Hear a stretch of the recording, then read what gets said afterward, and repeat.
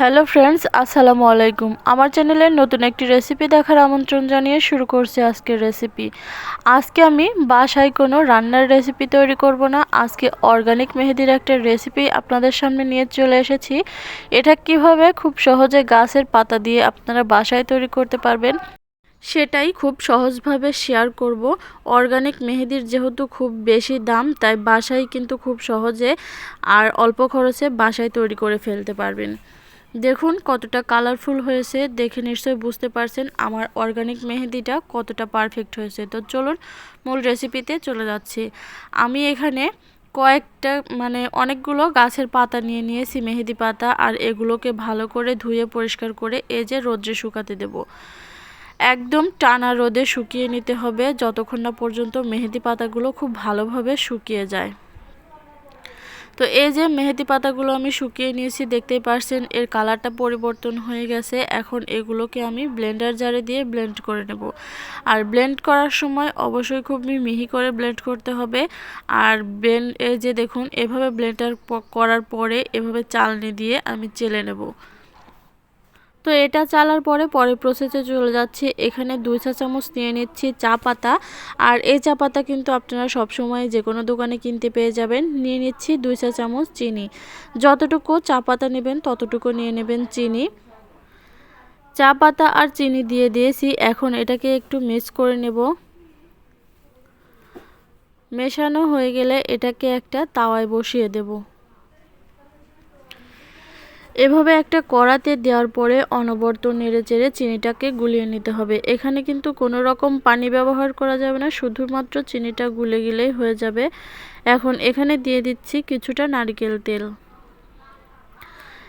1 চা চামচের মতো নারকেল দিয়ে দিয়েছি, আর এটাকে খুব ভালো করে গলিয়ে নিয়েছি, নিশ্চয়ই দেখেই বুঝতে পারছেন।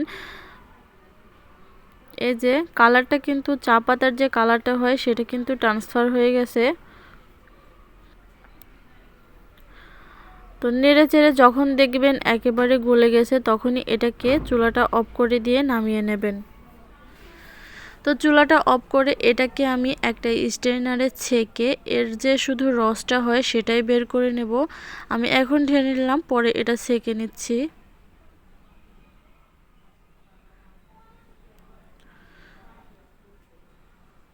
এই তো ছেঁকে আমি রসটা বের করে নিয়েছি, আর দেখতেই পারছেন তো সবটুকু চা পাতার রস আমি বের করে নিয়েছি। এখন পরের প্রসেসে চলে যাব। বাড়িতে এভাবে খুব সহজেই কিন্তু ঝামেলাবিহীন অর্গানিক মেহেদিটা আপনারা তৈরি করে নিতে পারবেন। এখন আগে থেকে যে মেহেদি পাতাটা গুঁড়ো করে রেখেছিলাম সেখান থেকে 2 চা চামচ মেহেদি পাতা এখানে নিয়ে নিয়েছি। আপনারা আপনাদের পরিমাণ অনুযায়ী কম বা বেশি নিয়ে নিতে পারেন। এখানে আমি 3 চা চামচ মেহেদি পাতা ব্যবহার করেছি, আপনারা চাইলে এর চেয়েও বেশি নিতে পারেন। প্রথমে আমি 2 চা চামচ দিয়েছিলাম, পরে ভাবলাম আরেকটু বেশি করেই বানিয়ে নিই একেবারে, যেহেতু ঈদ আসছে, ঈদের সময় কিন্তু সবাই হাতে মেহেদি দিয়ে দিতে চাইবে। তো আমি এখানে 3 চা চামচ মেহেদি পাতা নিয়েছি, আর তার সাথে হাফ চা চামচের মতো নিয়ে নিলাম নারকেল তেল। আর এখন এখানে আগে থেকে যে চা পাতার রসটা বের করে রেখেছিলাম সেখান থেকে একটু একটু করে পানি দিয়ে, এই চা পাতার রস দিয়ে এটাকে পেস্ট করে নিতে হবে। অবশ্যই একটু একটু করে দিয়ে তারপর দেখে নেবেন পাতলা বা ঘন হয়ে যাবে না হলে। তো কনসিস্টেন্সিটা বুঝে তারপরেই কিন্তু এই চা পাতিতে পানিটা অ্যাড করবেন মেহেদি পাতার সাথে। আমার মনে হচ্ছে এরকম করলেই হয়ে যাবে, এর চেয়ে বেশি পাতলা কিন্তু করা যাবে না। তো এভাবে কিন্তু সবকটা রেডি করে নিতে হবে, একটু ভালো করে ফেটিয়ে নেবেন। এখন কিন্তু হাতে দেওয়ার জন্য একদম রেডি। আপনারা একটা কোণ বানিয়ে, কাগজ দিয়ে একটা কোণ বানিয়ে তারপর মেহেদি পাতাটা ভরে এটাকে আপনারা নিয়ে নিতে পারেন।